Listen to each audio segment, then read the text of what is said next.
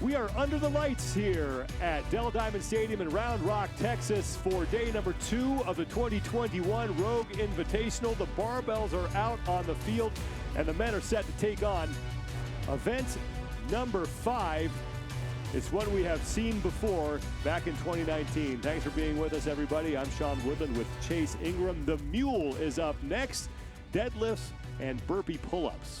Well, aptly named. It's a good kick in the rear. We'll just say that. And it's a 21-15-9 couplet back and forth. Deadlifts at 315, a classic heavyweight for a couplet when it comes to competition. And then the burpee pull-up. We saw this in 2019 where Patrick Vellner was fighting off Chandler Smith for that first place position. But the burpee pull-ups is really where these athletes need to find a good pace and a good rhythm, but it's going to still be at maximum intensity. We saw earlier Annie Thorstadter just did a masterful job of keeping a nice steady pace, never really full throttle as far as out of control, but never slowing down. And you're going to need the same thing for these male athletes. 9 men will be in this opening heat, and it is great to be back under the lights outdoors. It's just a special feeling that setting has, and it's a fantastic venue here in Round Rock, Texas, at Dell Diamond. And Rogue has done a great job of transforming this from a ballpark into a fitness arena. I mean, think of that. You're sitting there in the dugout. You're getting your name called. The lights are on. We're in Texas. I mean, how much more professional and sport-like do you want to get? These guys are getting spoiled here. Now, lane 5 will be empty. As we mentioned earlier, Andre Houdet has withdrawn from the competition due to illness. Alex Vigneault will be working out of lane number 9. Vigneault is a guy who's looking to move his way up the overall leaderboard. These men all on the outside looking in when it comes to the top 10. Vigneault, though, is close. He is in 13th with 180 points. He's 15 back of Lazar Jukic for 10th. And he had a good showing in the previous event ahead of Lazar Jukic, but Alex Vigneault is coming in with an unlisted PR, 615 for a 1-rep max deadlift. So the weight should be little to no issue for Alex Vigneault. And like you said, Sean, just outside the top 10. And the importance of that is going into the final day of competition in the final heat with the top 10 guys is something you're always looking to do with one more day to go. One more look at the lane assignments. Alex Vigneault will be in lane number 9. Vigneault's best finishes have come today. He had a 16th and an 18th on day 1, not off to a best start, but then an 8th place in event 3 and then a 6th in event 4. Heat number 1 is underway. 90 total scored repetitions. Start with 21 deadlifts at 315 pounds. Look at Ubis Ubniks, who comes in this event in 16th place overall. Did have a 3rd place finish in event number 3, the best of the competition. There's Alex Vigneault ripping through those deadlifts at 315. And he is done, and he will be the first man to the burpee pull-ups. Now about how do you keep the intensity and how do you keep your consistency underneath the pull-up bar? And one thing that's a benefit of is look at that white line on the grass. It's nearly directly underneath the pull-up bar. So if you're trying to figure out where the best place to bring your feet up to is right to that line, knowing that if I jump straight up, I don't necessarily have to reach up and look up for that bar, and that usually disorients an athlete. So that's one good marker to use once you try to find a rhythm in this 2-part movement. Alexander Caron is pushing his fellow countrymen for the lead here. The 42 rep mark. Vigneault will move back to the barbell along with the rest of the athletes to start their round of 15. Vigneault trying to hold off Alexander Caron. Caron's sitting in lane number 6. He's in the gray underneath the 6 on the Zeus rig. Had a great showing in an event you really want to peg Caron to be great in, which is more of that work capacity endurance event. Now, it's only around 10 minutes, so it doesn't really count as endurance, but it's just definitely more monostructural with the running and the skiing. He usually does very well in the barbell events, and he gets it in this one. Alexander Caron making his second career appearance here at the Rogue Invitational. He was 8th last year in the event that was held virtually. And Caron is done, and he will overtake Vino for first place in this heat. Now Vino tightening his belt, and he'll get to work on his set of 15. Two Canadians leading here. Uldis Upniks is also done with his opening set. That's Heiner Kapelainen in the purple shorts returning to the barbell. The battle for the lead between Alexander Caron and Alex Vino. Now Kapelainen getting to work in the middle of the two Canadians. Here comes Sam Quant in the red top. We talked about a lot of Vino's max being well over 600 pounds. Caron still sitting at 547 as listed. And I'll tell you what, though, there is a big difference between being able to do it once and being able to do it 45 times at that moderately heavy weight for these athletes. Caron and Vino. Vino on the right, Caron on the left. Looking to get to the 72 rep mark, and then it's back for the round of 9.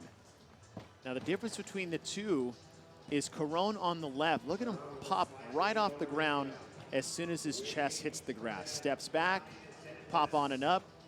That half a second, he'll get on Vino. Vino on the right. He'll step back and do a little slower press off. So it's more of a push off, and Caron is doing a pop up. When you're doing 45 total reps in an event that only takes about 5 minutes, you're going to lose 20 to 25 seconds that you're not going to make up if you're both going unbroken on the deadlifts. Alexander Caron about a rep ahead of Alex Vino. Uldis Upniks sits in third, and Heiner Kapelainen and Lazar Jukic are battling for fourth. 2 reps to go here on this round of 15 for Alexander Caron in that gray top and blue shirt. Sorry, blue shorts and gray top. In lane number 6, and he is back to the barbell for his final round of 9, and here comes Alex Vino. So the two of them dead even into this final round. 18 reps remain. And it's Vino getting to work first. And that's exactly what Vino needs if he wants to stay ahead of Caron. He actually got a 3-rep edge on him because Caron was messing with the belt where Vino went right into it, and he was only behind by about 3 or 4 seconds after 15 reps. This might have been the best move for Vino since there's only 9 burpee pull-ups to finish this off. Vino looking to hang on to the lead. He's in lane 9. Alexander Caron in lane 6. Uldis Upniks solidly in third place, with Lazar Jukic trying to hold off Ben Smith and Heinrich Kapelainen for fourth. And Vino on the right side in lane 9 is definitely poured it on because he was stepping the first reps that he had, and now he's just hopping back and up. 1 rep to go, and he is done. So Alex Vino will take the opening heat. Here comes Alexander Caron. Vino is in. Caron is in. 5:10.98 seconds. Caron 3 seconds back of him, and then Upniks comes in at 5:18.17 seconds. What a move by Alex Vino on the set of 9. I'm not sure he messed with his belt at all during the burpee pull-ups in the round of 15, and he just kept it tight, which is kind of a gamble because it doesn't really take away from the movement as far as the burpee pull-up, but it does make it harder to breathe. However, you don't waste the time to retighten your belt like Caron did, and that was the only difference between the two, was Caron messing with his belt before that final set of 9 deadlifts. Lazar Jukic, you just saw him. He is your leader on the field. He has 2 reps to go. Might almost put him a minute of distance between Vino and Jukic, even though it's first and fourth in this heat. But we still have 10 more athletes to go that can push between those guys and maybe put Vino in the top 10. Alexander Caron was just 3 seconds back of Vino. Vino again coming in 13th place, 180 points. He's only 15 points out of the top 10 as Ben Smith comes across. Lazar Jukic is the man who currently sits in 10th place, and Vino beat him by 2 spots. But there, like you said, Chase, is a sizable gap in there where some other athletes can slide in and give more points to Alex Vino. The between Jukic and Vino. You're looking at a minute 2 seconds, which is a lifetime in an event that only takes 5. It's 20% difference between the two. And Sean, as we're looking at Vigneault and Caron's time, even Upanic's, the winning time in 2019, which was Pat Vellner, was 5:25. 2 years later in Heat 1, Vigneault is beating it by 15 seconds. Jason Smith is across. We saw Will Morad finish earlier as well, but Alex Vigneault trying to make his way into the final heat on the final day as he picks up the heat win with a time of 5:10.98 seconds. We pegged him early. This one of the athletes that should do well, paced out these middle burpee pull-ups in the rounds of 21 and 15 just a little bit, and what that allowed him to do is to move very quickly on the deadlifts. We saw early on he was messing with his belt before 21 and 15, but in the round of 9, he went right into the deadlifts knowing he only had 9 reps to go, and that was the separator between him and Alexander Caron. And most importantly for him, finishing ahead of all the men he's chasing in the overall standings, at least in that heat. And it's likely that he's going to erase that deficit that he had.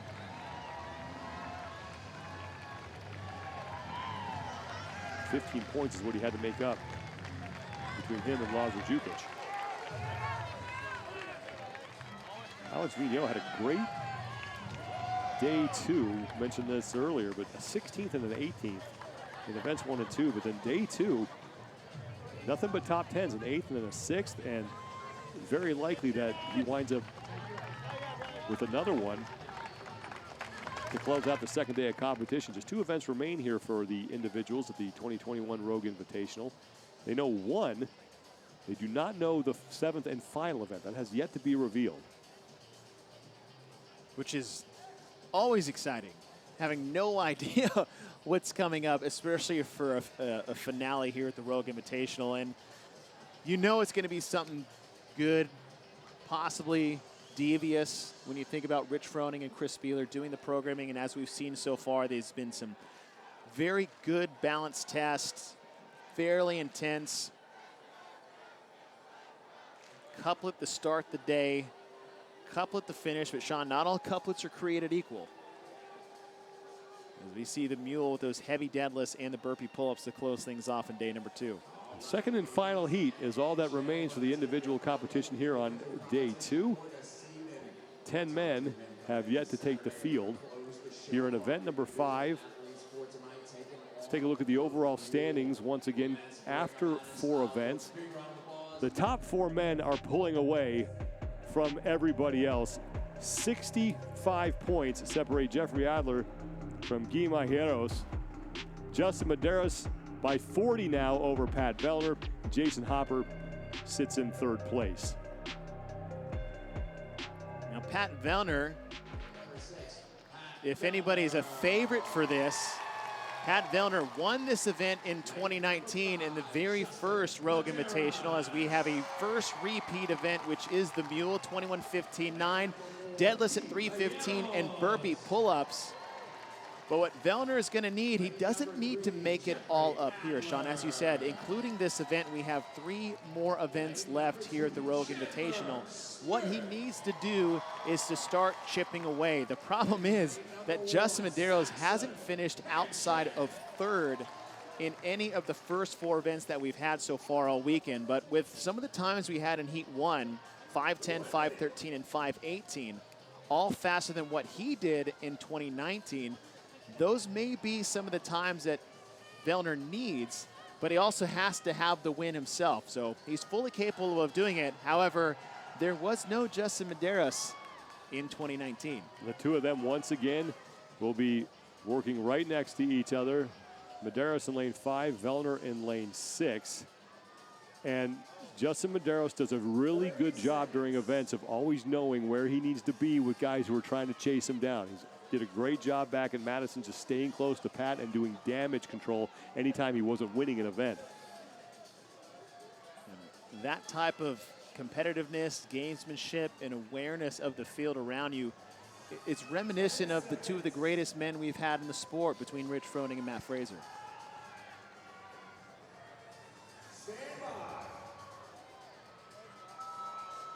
Final heat of event 5. The Mule is underway. Time to beat is Alex Vigneault's 5 minutes, 10 seconds, .98. Another athlete to keep your eye on is actually bottom of your screen in lane 2, Chandler Smith, who is second to Pat Vellner in 2019. Chandler Smith, 2 from the left. Saxon Panchik sitting lane number 1, but Smith was only 4 seconds behind Pat Vellner. So we've got some good times that Velner needs if he's going to try to get between him and Justin, but unfortunately Justin's already in the lead himself. Medeiros and Vellner, my heroes, also on the burpee pull-ups. Let's go down to Kiki Dixon on the field. Guys, I asked Pat Vellner if he remembered his 2019 winning strategy, and he said, yeah, I do, and so does everybody else in this room because it's available online for all to see. It garnered some chuckles from the crowd, no doubt, but he did say in true Yoda fashion, it's one thing to see, another to do.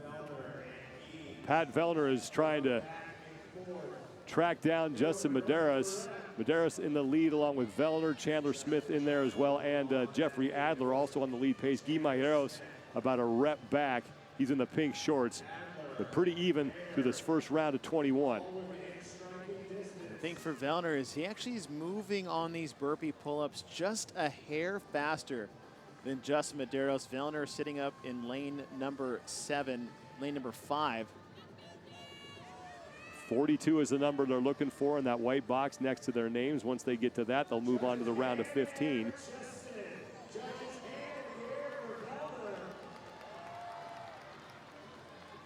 I think for Velner is Velner has a hefty deadlift himself.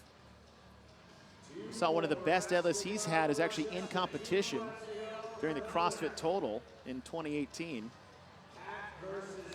Final rep for Medeiros, and he's back to the barbell for his round of 15. Here comes Pat Vellner. Now Velner did make up time. Medeiros was well ahead of him after the set of 21 deadlifts. And Velner just about dead even with Medeiros here on the deadlifts. Starting to cycle, he's caught up a rep and now about to move ahead just by 1 or matched up with. So Velner has caught up on the deadlifts where he lost time in the set of 21, and he already has moved up ahead just in 2 reps on Medeiros. Chandler Smith also threw his round of 15 deadlifts as he sits in 3rd place right now in the heat. Travis Mayer also there, as is Bjorgvin Carl Gudmundsson. And the thing for Chandler Smith is you want to combine 2 movements that are just pretty much wheelhouse. Think of Chandler Smith when he burst onto the scenes in the Atlantic region in 2016 with those 405-pound deadlifts that made a mockery of the weight at the end of the event, and then with his wrestling background, which pretty much is just 7 minutes of getting up and getting off the ground. Chandler Smith is one of those athletes that is definitely in contention to take this particular event. Meanwhile, Medeiros and Velner continue to go neck and neck here. Velner coming in 2nd place overall, 40 points back of Medeiros. So in order to slice a sizable portion off of that lead, he's going to need to get some help from some of these other athletes. And Medeiros is doing a really good job of staying right in Pat Vellner's back pocket. Velner is done, Medeiros is done. Set of 9 now at 3:15. Velner right to work. He's through 3 reps before Medeiros gets 1.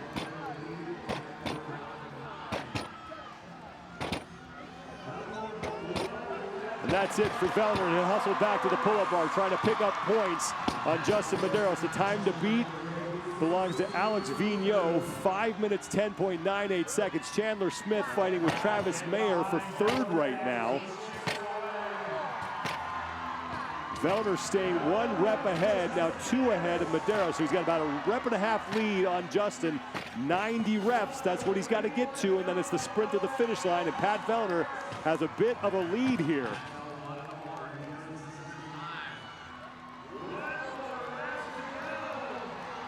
Final rep for Velner, and Pat Velner looking for his 2nd win of the competition. and he will pick it up. Now the question is, how many points will he pick up on Medeiros? And it looks like it's only going to be 5. And it's crazy to think all that effort for Velner, and just to get 5. It's hard to say it's disheartening after winning an event, but when you turn around and you see the guy that you're 40 points behind and you did all that and you still only picked up 5. 5 is obviously better than 0 or losing any points, but still. And here comes Chandler Smith. He is in. Travis Mayer is across.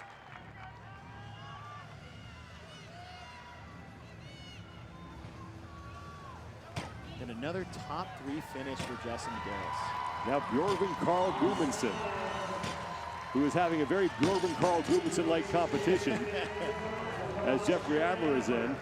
A 3rd, a 13th, a 12th, and a 7th. And it's likely to be a finish inside the top 10. Here comes Guy Majeros. 5th place overall coming into the event with 245 points. Now Saxon Panchik taking off towards the finish.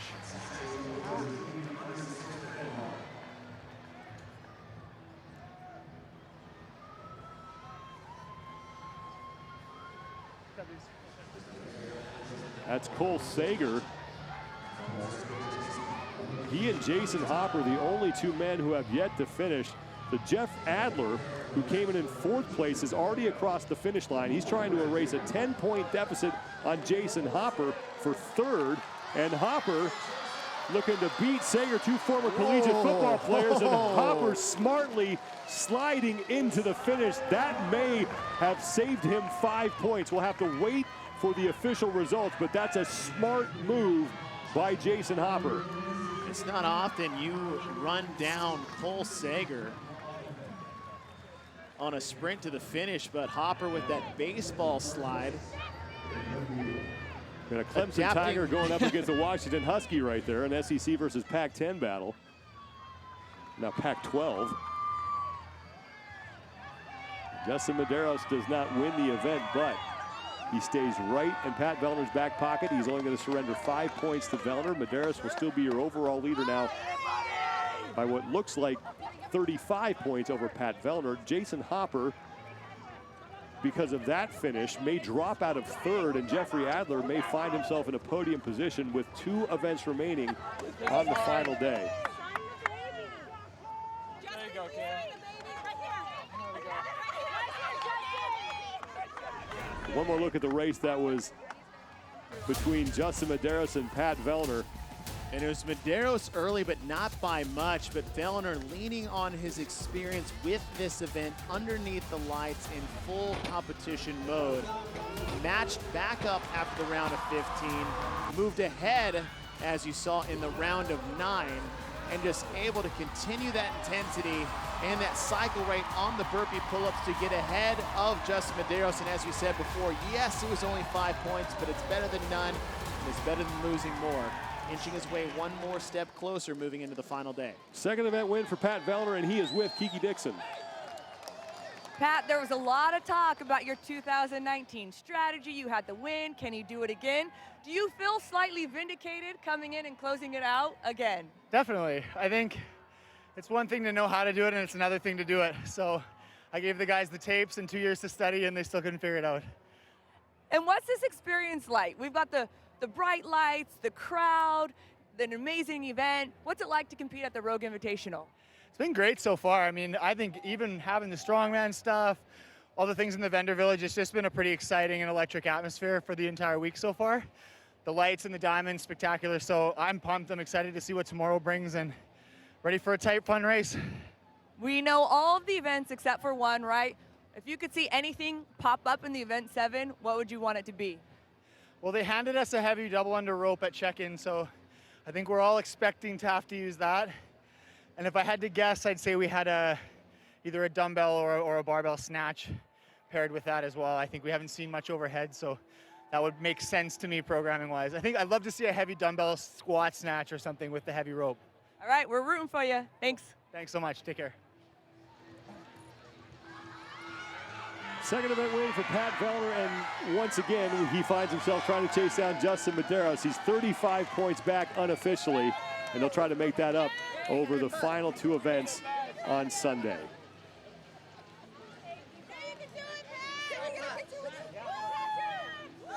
Justin Medeiros, meanwhile, the overall leader going into the final day of competition. We'll have to wait and see who is in third, but it looks like it's going to be Jeff Adler. 2 events remain for the individuals. We're going to crown a strongman champion here in a little bit. That's going to do it for us for now. We'll hand things over to the Rogue Iron game, but stick around, everybody. The final event in the strongman competition coming up a little bit later at the 2021 Rogue Invitational.